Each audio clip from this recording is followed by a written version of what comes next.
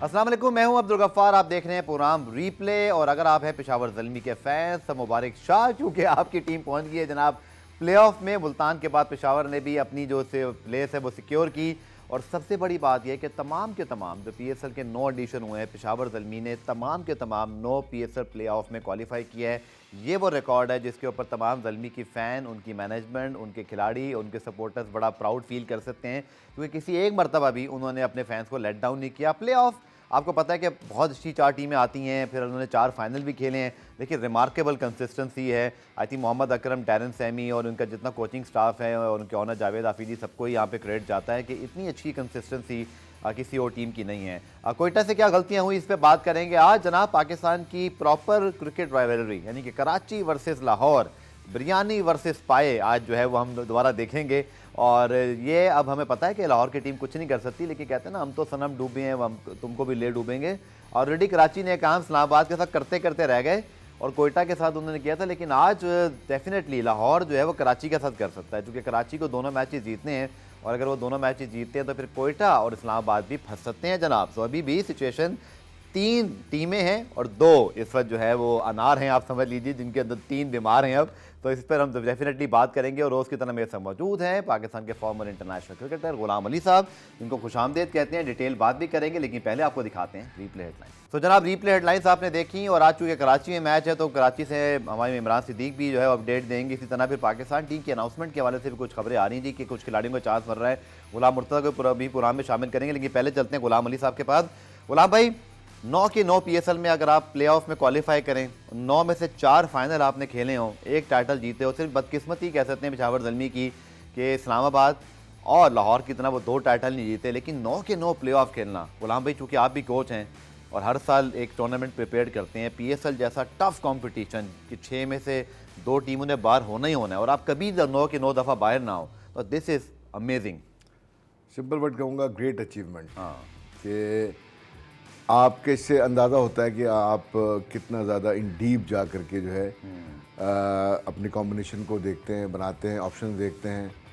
Draft में आपके पास जो ऑप्शन आते हैं उनको किस तरह मैनेज करते हैं, तो इसके लिए पूरे साल आपको काम करना पड़ता है। डेफिनेटली मोहम्मद अकरम चूँकि ज़ल्मी के साथ काफ़ी शुरू से वाबस्ता डे वन सर जी, वो मुझे कहते हैं जब वो साइन कर रहे थे ना जावेद आफरीदी, फॉर्म भर रहे थे ज़ल्मी का, वो उस वक्त भी उनके साथ बैठे हुए थे। और अगर आप देखें तो इससे पहले दुनिया भर में कोचिंग करते थे अकरम, इंग्लैंड में, फिर पाकिस्तान के भी कोच हैं बिल्कुल। लेकिन अब देखें पूरी तरीके से वो ज़ल्मी के साथ अटैच है और पूरा फोकस है उन्होंने। डोमेस्टिक में बहुत ज़्यादा वो आकर के प्लेयरों को वॉच कर रहे होते हैं अकरम और फीडबैक ले रहे होते हैं। फ़ोन आते हैं आपको भी? मुझे भी काफ़ी फीडबैक के लिए फ़ोन आते हैं। तो अकरम सच मतलब है कि सेंसिबल ना सिर्फ क्रिकेटर हैं बल्कि अच्छे कोच भी हैं और अच्छी मैनेजमेंट आती है उनको, क्योंकि उनके मैनेजमेंट में काफ़ी बड़े बड़े नाम भी रहे हैं जिनको वो मैनेज करते रहे। बिल्कुल। तो ये एक अच्छे, अगर आपको कोई इस तरह के लोग मिल जाए किसी भी फ्रेंचाइज में जो कि अनथक मेहनत करके और सबको साथ लेके चलें, तो यकीनन नतीजे ऐसे आते हैं। क्योंकि सिर्फ खेल मैदान में नहीं खेला जाता है, बिल्कुल ठीक। मैदान से बाहर भी बहुत सारी चीज़ें होती हैं। एग्जैक्टली, क्योंकि फ्रेंचाइज क्रिकेट में जैसे आपने ड्राफ्ट का वर्ड यूज़ किया, स्काउटिंग का वर्ड यूज़ किया, ये बहुत इंपॉर्टेंट है। क्विक ब्रेक है, ब्रेक से वापस आके फिर पेशावर ज़ल्मी की इस अचीवमेंट को, फिर कल के मैच, फिर आने वाले मैच से बात करते हैं। शॉर्ट का मशहूर ब्रेक। पूरा रीप्ले में खुशामदीद। और डैरन सैमी और पेशावर ज़ल्मी मोहम्मद अकरम के हवाले से हम मज़ीद बात जरूर करेंगे, लेकिन पहले कल के मैच पे भी बात करते हैं। कल बड़ी शानदार जीत और लग ऐसे रहा था अचानक से कल बड़े फेज़ आए। गुलाम भाई, मैच की रिपोर्ट में भी हम उसका जिक्र देख लेते हैं। ज़बरदस्त ओपनिंग स्टैंड, फिर बैटिंग क्लैश, फिर बड़ी मुश्किल से 196, फिर कोयटा का अच्छा आगाज़, लेकिन उसके बाद क्या हुआ, फिर वो एक ड्रॉना ख्वाब था कोयटा के लिए, कोई उनके जो है रेजिस्टेंस नज़र नहीं आई और एक बहुत बड़ी डिफीट हो गई। और डैरन सैमी और मोहम्मद अकरम और बाबर आजम की पेशावर ज़ल्मी डायरेक्ट नंबर 2 पे चले गए हैं और शायद अब ज़ल्मी की यही ख्वाहिश होगी कि वो नंबर 2 पे फिनिश करें और ताकि वो क्वालिफायर में रहें। मैच की रिपोर्ट देखते हैं, फिर आके गुलाम भाई से तफसीली बात करते हैं। और आज मैं एक सरप्राइज़ क्वेश्चन करने लगा हूँ अपने गेस्ट गुलाम अली साहब से। अगर इसका सही जवाब दे दिया तो इनको मैं गिफ्ट तो नहीं दूंगा, लेकिन मान जाऊँगा। सर, अकील हुसैन की हैट्रिक को भी ज़रूर जिक्र करना, दैट वाज सेंसेशनल हैट्रिक, लेकिन आपको कौन कौन सी और हैट्रिक याद आ रही है PSL की, अगर आप आदि बता दें मुझे? PSL की हैट्रिक छठी थी, चलें ये बता देता हूँ आपको। वीजे की भी थी, डेविड वीजे की। नो सर, आपके पास एक चॉइस थी, खत्म हो गया, आपके पास कोई लाइफ लाइन नहीं है। अच्छा, चलिए जी मैं बताता हूँ जी। मोहम्मद आमिर ने सबसे पहले 2016 के एडिशन में की, उसके बाद जुनैद खान ने की, उसके बाद इमरान ताहिर ने की, मोहम्मद समी की भी हैट्रिक है, अब्बास हफीदी ने की और अब अकील हुसैन ने। तो ये छठी हैट्रिक थी जनाब। और सबसे पहले मैच रिपोर्ट, गुलाम भाई क्या आपको लगा कि मैच में बड़े ट्विस्ट आए, ज़बरदस्त ओपनिंग स्टैंड, बाबर आजम की वही क्लास, लगता है कि बस हम उनको देखी जाएं। सो 700 पॉइंट टेबल भी जनाब कंफर्मेशन 11 पॉइंट के साथ पेशावर ज़ल्मी नंबर 2 पर। अब कराची के लिए आज मस्ट विन मैच है। गुलाम भाई प्लीज़ तफसीली तज्जिया आप कल के मैच पर, बड़ा अप्स एंड डाउन है, मज़ा आ रहा था अंटिल कोयटा का जो स्पेक्टेकुलर किस्म का बैटिंग कलैप्स हुआ। Again Mehran Mumtaz outstanding. देखिए, अगर कल स्टार्ट देखें, पेशावर ज़ल्मी का आउटस्टैंडिंग स्टार्ट मिला, जहां 250 के स्ट्राइक रेट से साइम इब्न ने स्टार्ट लिया, बाबर आजम 177 के स्ट्राइक रेट से, और ऐसा लग रहा था कि शायद आज PSL का हाईएस्ट हो जाए। पिंडी की कल पिच भी बहुत अच्छा खेली, ठीक है, लेकिन credit goes to Akeel Hussain, जो कि कोयटा के लिए जिनकी इस साल बॉलिंग में खास बड़ी परफॉर्मेंसेज हैं और बैटिंग में भी एक आध मैच जीता है उन्होंने। ठीक है, उन्होंने कम बैक कराया कोयटा को, और ज़ल्मी ऐसा लग रहा था एक टाइम पे कि शायद 170। एक सवाल आपसे करते कलामी, क्योंकि आपने अकील हुसैन का जिक्र कर दिया, लेट नहीं लाए? क्योंकि हमने देखा कि जो साइम है बाबर के खिलाफ लोगों ने अर्ली ऑन स्पिन इस्तेमाल किया है, बहुत लेट लाए, पावर प्ले ऑलमोस्ट गुजर चुका था, रन बन चुके थे। मेरे ख्याल में उन्होंने गलती की कल कप्तान ने। ये वो यकीनन थोड़ी बहुत आप कोई ना कोई ऐसी चीज़ करते हैं जिसकी वजह से आपको प्रॉब्लम आती है। जिस तरह बाबर आजम को उन्होंने आउट किया, वहाँ से जो उनकी टीम तब तक बहुत कहानी आगे जा चुकी थी। तो इसमें लेकिन फिर भी 196 तक अगर पेशावर पहुंची तो एक कोयटा के लिए मैं समझता हूँ कि हार्ड टारगेट था। ओके, क्योंकि कोयटा की हम बैटिंग का बार बार डिस्कस कर रहे हैं कि इनकी बैटिंग में डेप्थ नहीं है। अगर टॉप ऑर्डर इनका फ्लॉप होता है तो इनके लिए स्ट्रगलिंग है। एक्सपीरियंस इतना नहीं है बैटिंग में, बहुत ज़्यादा डिपेंड करते हैं फॉरेन प्लेयर पे। राइली रोज इस साल बिल्कुल फ्लॉप जा रहे हैं, ठीक है ना। इसी तरह आपके जैसन रॉय हैं, वो ऑन एंड ऑफ उनकी परफॉर्मेंसेज है, बिल्कुल कंसिस्टेंसी नहीं है। रदरफर्ड जो शेन रदरफर्ड हैं, जिन्होंने वो कार जा चुके हैं, वो घर जा चुके हैं, ना वापस आएंगे नहीं आएंगे वो बार बार बताएगा, ठीक है ना। कल की भी समरी 196 फॉर 8 और बाबर आजम की अगेन क्वालिटी। और जब आपके ओपनर्स इतने अच्छे हैं, और कल आई थी पेशावर सबसे ज्यादा खुश हुआ होगा TKC पर, क्योंकि टॉम कोलर कैटबॉल आउट भी हुए तो वो मार ही रहे थे, उन्होंने कहीं रुके नहीं। और ये हमने देखा कि पेशावर ज़ल्मी की कंसिस्टेंसी हमें इसलिए भी अच्छी दिखाई दे रही कि इनके बैट्समैन आके रुकते नहीं हैं, हसीब भी शॉट मारते आउट होते हैं, कोई ऐसे मूड में नहीं जाता गुलाम भाई। अगर आपने देखा पूरे सीजन में कि ये कभी भी अपना रन रेट नहीं रोकते हैं, लेकिन प्रॉब्लम सिर्फ ये आ रही है कोई लंबा नहीं जा रहा, ये इनको प्रॉब्लम हो रही है। अगेन सर जी वहाँ तो कल सरफराज को बिठा दिया गया, ये तो काफ़ी बड़ा टॉपिक है, इस पर ज़रा रोशनी डालिए ना कि शेन वॉटसन ने जो डिसीजन लेना था शायद वो कल सबसे बड़ा वो उन्होंने कल ले लिया। और लॉरी इवंस जो आए 279 उनके T20 मैचेस हैं, 32 की उनकी एवरेज, 138 का स्ट्राइक रेट, 3 सेंचुरियाँ, 42 फिफ्टियाँ, दुनिया भर में लीग खेलते हैं। That was a big decision Sarfaraz के बगैर कोयटा ग्लैडिएटर्स। यकीनन जब उनको कप्तानी से हटाया था तो हमने डिस्कस किया था प्री टूर्नामेंट कि मुझे ऐसा लगता है कि सरफराज की अगर फॉर्म अच्छी नहीं होगी तो सरफराज बाहर भी बैठ सकते हैं, लेकिन हम सेकंड विकेट कीपर ऑप्शन देख रहे थे, सेकंड विकेट ऑप्शन हमें नज़र नहीं आ रहा था, लेकिन इवांस अचानक से आ गए। और शेन वॉटसन सारी बात उनको लेकर आए होंगे ऑस्ट्रेलिया से, तो डेफिनेटली फिर सरफराज की जिस तरह की होता है प्लेयर के साथ, लेकिन सरफराज अब जब आप एज बढ़ती चली जाए और फिर आप परफॉर्म ना करें तो लोग शायद समझते हैं कि टाइम अब जा रहा है। तो अब ये सरफराज के लिए एक चैलेंज है कि अगर वो क्रिकेट मजीद खेलना चाहते हैं तो लोगों को दोबारा चांस मिलेगा उन्हें, आपको लगता है? देखिए अभी अगर प्लेऑफ में पहुंच जाते हैं तो मुझे उम्मीद है कि दोबारा चांस मिल सकता है उनको। आपको उम्मीद क्यों है? उम्मीद है क्योंकि ये आपका ख्याल है? नहीं, क्योंकि अगर आप चाह रहे हैं मतलब उनको चांस मिले, चांस मिलना चाहिए, क्योंकि देखें सख्त सवाल कर रहा हूं आपसे, ये एक प्लेयर के फॉर्म नहीं है, 7 मैचों में 22 रन है। सम टाइम ऐसा होता है किसी प्लेयर के लिए बैठना भी अच्छा होता है, ठीक है, उसकी जो मैनेजमेंट ने भी ठीक फैसला किया ना मेरिट पे कि दूसरा ऑप्शन ट्राई करके देखें आप। बिल्कुल हम करते यही हैं कि हम सिर्फ नाम पे चले जाते हैं और हम उसको रेस्ट नहीं कराते। सम टाइम होता है कि प्लेयर को भी ब्रेक चाहिए होता है, मुसलसल खराब परफॉर्मेंस से आप जो प्रेशर बिल्ड होता है बिल्कुल उसको ईजी करने के लिए सम टाइम आप रीथिंक करने के लिए प्लेयर को रेस्ट कराते हैं ताकि वो सोचे, और थोड़ा सा प्रेशर भी बिल्ड करते हैं कि भाई आप ठीक है, आप थे सही, अब आपकी जरूरत जो है आपकी फॉर्म अब आप ऑप्शन के तौर पर है कि अब आपको परखा जा सकता है। चलिए रॉबमन पावल अगेन उनके जो ये मसल्स हैं ना, मैं तो बस ये कहता हूँ जो फील्डर दायरे पे खड़ा होता है कि उसको वो गेंद ना लग जाए और एक सीधा वो शॉट किसी के बच्चे के पास में चला जाए, बहुत किलर किस्म की वो शॉट मारते हैं, पक्का शॉट वो चौका होता है। कल मैंने उनकी बैटिंग में अच्छी बात ये देखी, गुलाम भाई कि उन्होंने ऐसे मौके पर जब विकेटें गिर गई तो उन्होंने जल्दबाजी नहीं की। जो रॉबमैन, ये- जो पोलार्ड और ये शेख मैं मलिक कह कर गए रहा थे, था। उन्होंने आखिर तक, और इवन नवीन ने भी उनका साथ दे दिया। एक छक्का बड़ा कमाल का मारा, सोहेल खान को परेशान कर दिया कि छक्का कैसे लग गया। लेकिन रॉबमैन पावल ने बहुत खुशी का इजहार किया। उन्होंने कहा मेरी ख्वाहिश और बस चले तो मैं पिंडी का ये जो क्राउड है ना, जो जल्मी जल्मी कर रहा है और बाबर बाबर, इसको मैं कराची साथ ले जाऊं। बड़ी खूबसूरत बातें उन्होंने की। प्रेस कॉन्फ्रेंस दिखाते हैं आप। कितना फर्क पड़ता है जब आपके पिंडी में क्राउड हो आया हो, जल्मी जल्मी कर रहा हो, बाबर बाबर कर रहा हो, और जैसे कि रॉबमैन पावल ने भी ये कहा कि अगर मेरा बस चले तो मैं ये क्राउड कराची साथ ले जाऊं, और दिस अ ब्यूटीफुल स्टेटमेंट। और लेकिन इतना मुझे पता है कि कराची में भी बहुत सपोर्ट है पेशावर जल्मी की, और उनको देखने लोग आते हैं। अमेजिंग क्राउड फील था। आई थिंक पिंडी क्राउड, चूँकि अब कल उनका आखिरी मैच है, शाबाश देनी पड़ेगी। क्या कमाल का रंग जमाया उन्होंने भी PSL का। लाहौर को टफ टाइम दिया, बल्कि शायद मुझे लगता है इस बार लाहौरियों को थोड़ा पीछे ही छोड़ दिया पिंडी वालों ने। नहीं, दोनों शहरों में कमाल का बहुत क्राउड आया, और मुल्तान में भी अच्छा क्राउड आया, बिल्कुल, सिवाय एक आध मैच के शुरू में जो हमने देखा था।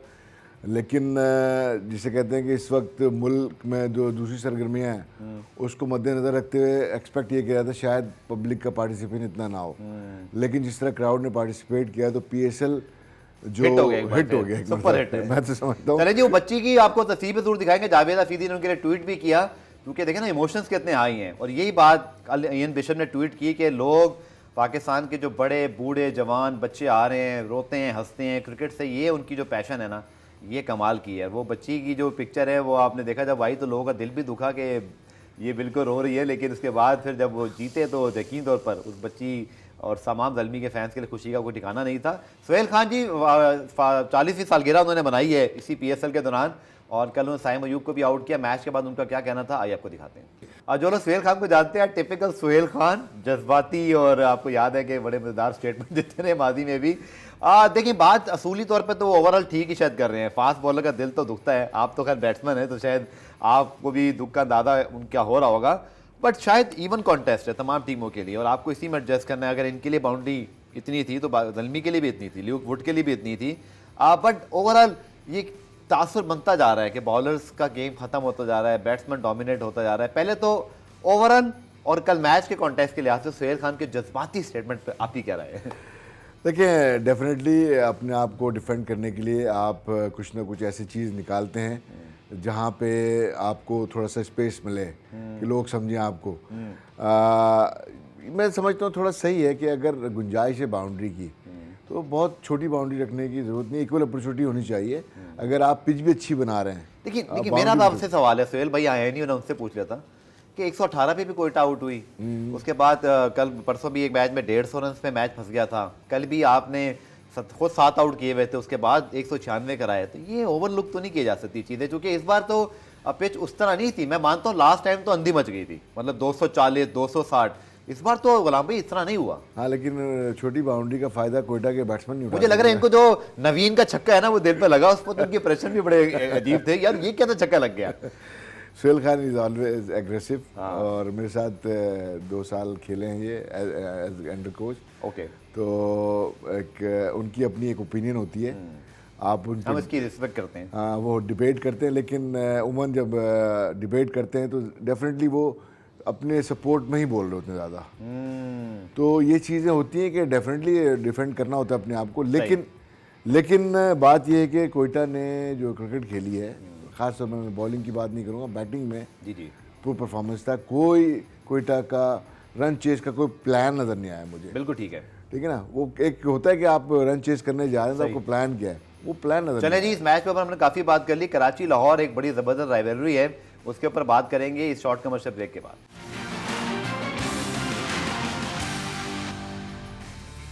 जनाब, कराची लाहौर की राइवलरी बड़ी ज़बरदस्त है, और इससे पहले कि मैं इमरान सिद्दीक के पास चलूँ, हमारे रिपोर्टर जो नेशनल कराची मौजूद हैं।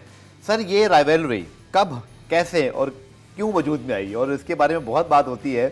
कराची में एक ज़माने में मुझे याद है बैट्समैन बहुत प्रोड्यूस होते थे, विकेट कीपर प्रोड्यूस होते थे लाहौर में, और कैप्टन जावेद मियादाद, फिर वहाँ से इमरान खान। आपको क्या इसकी बेस नजर आती है? अगर मैं आपसे ये पूछूं ये राइवलरी क्यों बनी, क्योंकि इस ज़माने में दोनों बड़े क्रिकेटर इन्हीं शहरों से आते थे। ये राइवलरी जो आई है हनीफ मोहम्मद के ज़माने से आई। अच्छा ठीक, वे बैक 50s। इतनी पुरानी है। ओके, और वहाँ से स्टार्ट हुई है और आहिस्ता आहिस्ता ये हम तक पहुँची, फिर हमारे बाद अब तक है। लेकिन हमारे तक जो थी ना वो उस वक्त बहुत ही ज़्यादा क्वालिटी ऑफ क्रिकेट दोनों शहरों की थी। ठीक है। बहुत ज़्यादा जोश था और लाइक इंडिया पाकिस्तान की जो राइवलरीज होती है इस तरह की जोश पे थी। बहुत ज़्यादा बहुत आप भी जब लाहौर के खिलाफ मैच खेलते थे बहुत एक अलग लेवल होता था। बहुत बहुत आपके दौर में लाहौर में कौन से खतरनाक बॉलर होते थे या वो टीम याद आ रही है आपको जब आप लोग खेला करते थे? देखिए हमने अब्दुल कादिर के खिलाफ भी खेले हैं। अच्छा, जबरदस्त, हाँ, माशाल्लाह, अब्दुल अल्लाह कादिर उनकी मग़फ़िरत करे। हाँ, तो वहाँ से बहुत सारे अच्छे अच्छे बॉलर और बैट्समैन, आमिर सुहेल, सईद अनवर जब शिफ्ट हो गए थे, सईद अनवर भी वहाँ से खेलते थे। तो इसी तरह आपका लाहौर में आप अगर बैट्समैन देखें, सलीम मलिक सलीम मलिक और इसी तरह उस ज़माने में अब्दुल कादिर तो इलाही बरदरान हाँ, वगैरह सारे बहुत बड़े बड़े नाम थे। इसी तरह कराची में मोइन खान थे, जाज फ़कीर, सलीम यूसुफ, बिल्कुल, मोहसिन खान, जलालुद्दीन, मोहसिन खान, बिल्कुल, और फिर आसिम मुश्तबा हमारा। अच्छा, ये राइवलरी जो अब हमें सोशल मीडिया में नजर आती है ये बहुत आगे बढ़ चुकी है। ये राइवलरी अब राइवलरी नहीं, लड़ाई में तब्दील हो चुकी है। कराची लाहौर, और आप मेरा मतलब समझ रहे हैं ना, जब वो सारा कुछ आता है। इस पर आपकी क्या राय है? क्या ये खेल के लिए तो बहुत अच्छा है, ब्रांडिंग के लिए, मार्केटिंग के लिए, लेकिन थोड़ा सा ना मैं इसमें एक चुभन देख रहा हूँ, पता नहीं मुझे नजर आती है। वो आप फील करते हैं ऐसा? ये राइवलरी और खतरनाक होती अगर पीएसएल में इन दोनों टीमों की अब तक की जो 9 पीएसएल में परफॉर्मेंस अच्छी होती है, परफॉर्मेंस और अच्छी होती है और डेंजरस होती और टू बी ऑनेस्ट आया मैं राइवलरी जबरदस्ती के बनाने की कोशिश कर रहे हैं, परफॉर्मेंस इतनी कोई खास नहीं है नहीं है। वही कह रहा हूँ मैं कि लोगों का अगर आप इंटरेस्ट देखें वो फील नहीं आ रहा, वो फील नहीं आ रहा, क्योंकि जब तक टीम अच्छा नहीं करेगी और खासतौर पर लाहौर कराची करना अच्छा जरूरी है, पीएसएल की हाइप और बढ़ेगी। बिल्कुल, दोनों बड़े शहर हैं, बड़ी फॉलोइंग है। चलिए इमरान के पास चलते हैं। इमरान, आप मौजूद हैं स्टेडियम में, क्या माहौल है इस मैच के लिए? क्या बिल्डअप है? मस्ट विन मैच है कराची के लिए भी, चूंकि अगर वो आज का मैच जीतते हैं तो ठीक है, वरना पीएसएल तक वो भी बाहर हो जाते हैं। बताइएगा प्लीज। जी बिल्कुल, इस वक्त मैं मौजूद हूँ नेशनल स्टेडियम कराची में, और आज से फिर पाकिस्तान सुपर लीग के मैचेस नेशनल स्टेडियम कराची में शुरू होंगे और रिवायती हरीफ कराची और लाहौर इस मैच में मद्दे मुकाबिल हो रहे हैं आज शाम। और कराची के लिए ये मैच बहुत इंपॉर्टेंट है। अगर कराची की टीम शिकस्त से 2-4 होती है तो फिर प्ले ऑफ की दौड़ से भी बाहर हो जाएगी, और लाहौर कलंदर की टीम तो पहले ही प्ले ऑफ की दौड़ से बाहर है। अब तक पेशावर ज़ल्मी और मुल्तान सुल्तान की टीमें जो हैं प्ले ऑफ में क्वालिफाई कर चुकी हैं। इस्लामाबाद, कोयटा और कराची के दरमियान मुकाबला है कि इन 3 में से 2 टीमें कौन सी आगे जाती हैं। और अब कराची के 2 मैचेस यहाँ पर खेले जाएंगे, तो दोनों ही मैचेस में कराची को फतह दरकार है। और अगर इस्लामाबाद यूनाइटेड की टीम अपना मैच हारती है और कराची दोनों मैचेस जीतती है तो फिर कराची की टीम क्वालिफाई कर जाएगी कोयटा ग्लैडिएटर्स के साथ। दूसरी जानिब स्टेडियम में तैयारियां मुकम्मल हैं, थोड़ा सा गैप जरूर आया था, लेकिन तैयारियां तकरीबन मुकम्मल हैं। अगर हमारे पीछे आप देख सकें, ग्राउंड स्टाफ अभी भी काम में मसरूफ है। जो पिच है उसको अब फाइनल टच दिया जा रहा है। वैसे तो फाइनल है, आखिरी मराहिल में जो काम है वो किया जा रहा है। और फैंस की जहाँ तक बात है तो कराची लाहौर का मैच है तो क्राउड जो है वो फुल तो नहीं होगा, लेकिन एक अच्छी तादाद में क्राउड हमें यहाँ पर नेशनल स्टेडियम में देखने को मिल सकता है। अब ये मैचेस 1 से 2 रोज होंगे और फिर रमज़ान जब शुरू होगा तो मैचेस की टाइमिंग रात 9 बजे होगी, और रात 9 बजे मैचेस जो है वो पहली गेंद फेंकी जाएगी और रात तकरीबन 12:30-1 बजे तक ये मैचेस जारी रहेंगे। जी ओके इमरान, आपका और इंशाल्लाह अपडेट देते रहेंगे आपसे। ना कराची के लिए तो चूँकि एक बहुत बड़ा इंटरेस्ट है, प्ले ऑफ अभी उनकी उम्मीदें बाकी हैं। लाहौर तो बाहर हो चुकी है, कराची सर क्या करें? अब लास्ट मैच तो बहुत ही अच्छा नहीं खेल सके और मस्ट विन मैच था अगेंस्ट इस्लामाबाद का रास्ता खुद आपने आसान कर दिया अगर वो मैच जीते। बट मोटिवेशन तो रहेगी ना कि अभी चांस मौजूद है और एक अच्छी फाइटिंग स्पिरिट सर नज़र आनी चाहिए। शाह मसूद की कप्तानी हमारी स्क्रीन पे मौजूद हैं, लीडिंग फ्रॉम द फ्रंट करना पड़ेगा इनको। देखिए कराची के सबसे पहले तो बॉलिंग कॉम्बिनेशन आपको अच्छा खिलाना पड़ेगा, ठीक है, नाम पे ना जाए आप, क्योंकि क्रूशल स्क्वाड लाइएगा ताकि मैं गुलाम भाई से पूछूं कि क्या 11 होनी चाहिए। क्रूशल मैच है, आप किसी नए लड़के पे चांस ले सकते हैं। जैसे हम बात कर रहे हैं अरफात मिन्हाज को, नवाज से नहीं हो पा रहा है, सही है, ठीक है ना। अगर नवाज खेलते हैं तो फिर नवाज के ऊपर प्रेशर बिल्ड करें परफॉर्म करने का, ठीक है, क्योंकि आपने बहुत इजीली चांस दे दिया उनको। अब उन पर प्रेशर बिल्ड करना नहीं है, हाँ प्रेशर बिल्ड करना लाजमी है कि अगर पिच को यूटिलाइज नहीं कर पा रहे तो उनको यूटिलाइज करना पड़ेगा, क्योंकि वो एक्सपीरियंस है, पाकिस्तान के रेगुलर मेंबर है। इसी तरह बैटिंग में शोएब मलिक, शाह मसूद को जिम्मेदारी लेनी पड़ेगी। सही, टीम सेफर्ट है इनके, उसके अलावा जो इनके जिम्स रामी स्क्वाड सामने आ गया। एक तजवीज़ ये भी डिस्कस हो रही है कि शाह मसूद की अगर फॉर्म अच्छी नहीं है या पावर प्ले में अच्छा नहीं कर पा रहे तो फिर विंस और साइफर्ट या जो उनके पास ऑप्शन है उनको ओपन करके शान थोड़ा सा वन डाउन आ जाए, कुछ ये भी करके देखा जा सकता है, नहीं देखा जा सकता? शान आपको याद होगा कि जो ऑस्ट्रेलिया में वर्ल्ड कप होता T20 का, नंबर 3 पे खेलते थे, हाँ नहीं 4-5 पे भी खेले, 4-5 पे भी खेले और उनको सिलेक्शन कमेटी ने रोल दिया था। तो उसी और वजह ठीक से कर रहे उसका थे ना, जो- बुरा हाँ। नहीं किया। आप सही कह आप रहे हैं कुछ करके देखा जा सकता है कि बस फिर मैच है, कोई बड़े डिसीजन लेने पड़ेंगे सर। बिल्कुल ये पहले लेना चाहिए था, क्योंकि 8 मैच तक इंतजार नहीं करना चाहिए था। और इमरान ताहिर भी आज अवेलेबल होंगे, तबरेज शमसी तो जा चुके हैं। तो ये भी एक इनके पास वो है, वो एक ऐसा कैरेक्टर है जो अगर मुझे लगता है फिट हुए, और आई होप कि वो कुछ बॉलिंग करते हुए आ रहे हैं, ही समवन जो ब्रिंग द मैजिक। जैसे अकील ने कल एक ओवर से पूरा मैच को तब्दील किया। जाहिद महमूद अच्छी बॉलिंग कर रहे वहाँ उनके साथ अगर हैं। खिलाड़ी शुएब मलिक अच्छा बॉल कर रहे हैं। नवाज यहाँ पे थोड़ा सा out इवन of form है। मुजा रब्बानी बहुत अच्छी बॉलिंग। मुजा रब्बानी, आपका हसन अली अच्छी बॉलिंग कर रहे हैं। बिल्कुल। मीर हमजा ने अब तक 2 मैचों में नया बॉल अच्छा यूटिलाइज किया है। तो ऑप्शन तो बॉलिंग के हैं इनके पास, लेकिन अगर इमरान ताहिर आ गए तो डेफिनेटली वो खेलेंगे। सही। और अगर वो खेलते हुए आ रहे तो इम्पैक्ट डालेंगे। दूसरी तरफ अगर हम लाहौर की बात करें तो लाहौर भी इस जी जी, लाहौर का स्क्वाड है। तो ये क्या कर सकते हैं सर, कल तो पतंग उड़ा रहे थे शाहिद अफरीदी और मुझे लगता है यही एक कुछ मोटिवेशन रहेगी कि अपने आप को खिलाड़ियों को उठाएं। हाँ, मैंने क्योंकि कहा पाकिस्तान के कप्तान हैं, अब मुझे नहीं पता आगे क्या डिसीजन होगा, तो एक जीत तो चाहिए ना कि वो मोमेंटम इनके साथ बना रहे। देखिए यहाँ पे जमान खान का फॉर्म में आना इनकी बॉलिंग के लिए, लाहौर के लिए बड़ा हम देख रहे हैं इम्पैक्टफुल है। बैटिंग लाइनअप में अगर वेंडेड हुसैन नहीं होते हैं जो इनका की प्लेयर थे, तो फिर इनको देखना पड़ेगा इनकी बैटिंग को कि इनकी जगह रिप्लेसमेंट क्या है। हालांकि अब्दुल्ला शफीक भी हैं इनके पास, और जो हम देख रहे हैं Fakhar Zaman out of form है। साहबजादा फरहान ने अच्छा किया, फिर अचानक से उनकी फॉर्म भी चली गई। वो तो यहाँ पे रिलाई करना पड़ेगा इनको अपने जो है बैटर्स पे, और बॉलिंग इनकी थोड़ी सी बेहतर होगी। लेकिन मैं यही कहूँगा कि मैच बहुत ही अच्छा होने का एक्सपेक्टेशन है। आपकी प्रेडिक्शन क्या है सर वैसे आज के मैच की? मुझे थोड़ा सा लग रहा है कि कराची के चांसेस, मोटिवेशन उनकी ज़्यादा है, स्ट्रेक बहुत हाई है, तो होना और चाहिए। और ऑप्शन भी थोड़े से बॉलिंग के बेहतर हैं एज कम्पेयर टू लाहौर। ठीक है, इमोशंस की हम बात करें जनाब, कल जब अकील हुसैन की हैट्रिक हुई तो अकील हुसैन और पूरी की पूरी जो टीम है ना, वो उस पर छलांगे मारी थी कोयटा की, लेकिन एक स्क्रीन पे शॉट आया बच्ची का और थोड़ा सा दिल सबका जो है वो गमज़दा हो गया। ये बच्ची आपके सामने, और फिर जावेद आफरीदी ने ट्वीट किया मैच खत्म होने के बाद कि be happy now sweetheart, और this is called the passion for PSL in Pakistan. हमारी जो बच्चियाँ हैं और बच्चे हैं वो कितना इंटरेस्ट लेते हैं, और आई थिंक श्योर ये बच्ची बड़ी हैप्पी होगी। और जावेद आफरीदी का भी बड़ा अच्छा जेस्चर कि अपने फैंस की इमोशंस का ख्याल रखते हैं, और यही मुझे लगता है टीमों के अंदर भी ना ये जज्बा नजर आना चाहिए। बच्चे देखिए उनके लिए रोते हैं, गर्मी में तो नजर आ रहा है, आज कराची भी दिखाई। इस चीज में इतना डीपली गेम को ऑब्जर्व करना और इतनी फीलिंग, अच्छा वो फील भी हो गया ना, 3 ही 3 गए तो यकीनन जो है ना, ये वाकई हम तो खैर क्रिकेट खेले हुए लोग हैं, लेकिन जो फैन होते हैं ना, बिल्कुल उनके इमोशंस बहुत आए होते हैं। चलिए जी, मोस्ट रन आपके सामने Babar Azam still leading the chart 447 run और 155 के स्ट्राइक रेट से बैटिंग कर रहे हैं। रसी मंडल डुसन जा चुके हैं, पर रेजा हेंड्रिक्स, मोहम्मद रिजवान, आगा सलमान और बाबर यकीन तौर पर प्ले ऑफ में अब इन सबका बहुत बड़ा इम्तिहान भी आएगा। मोस्ट रन आपके सामने मौजूद है। आई थिंक नो सरप्राइज, कोई ऐसा मेजर फखर के अलावा आपको प्लेयर जो आप समझ रहे हैं कि मुझे हैरानगी भी यहाँ नहीं है।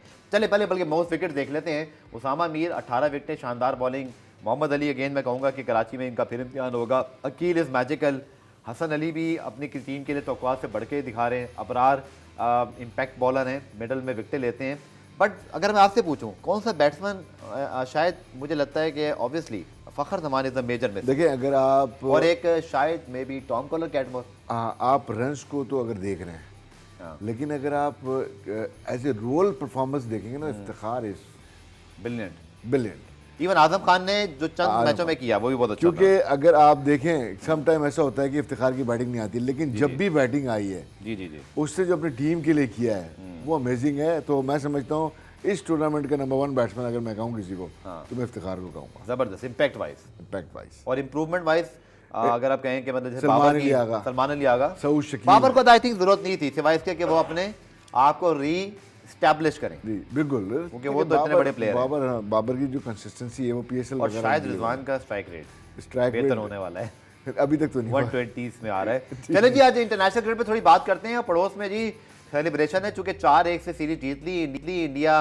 और इंग्लैंड की सीरीज, और आप देखें जेम एंडरसन की भी 700 विकेटें कमाल की उनकी अचीवमेंट है। लेकिन साथ साथ मेन चीज़ ये 4-1 और बेसबॉल जो है वो बुरी तरह नाकाम रहा, लेकिन इंडिया को पूरा क्रेडिट देना पड़ेगा। अपने स्पिनर्स का चुनाव बहुत अच्छा है, परफॉर्मेंस बहुत अच्छी है। देखें अगर ये टेस्ट सीरीज 3 मैचों की होती ना, तो इंग्लैंड की मैं समझता हूँ स्पिन खेलने की एनर्जी जो बरकरार रहती, लेकिन 5 टेस्ट मैच इंग्लैंड इतना पेन नहीं ले सकता, क्योंकि इस तरह की पिचेस पे उनके लिए खेलना क्योंकि इंडिया यूज टू तीन ही काफी थे। तीन काफ़ी थे।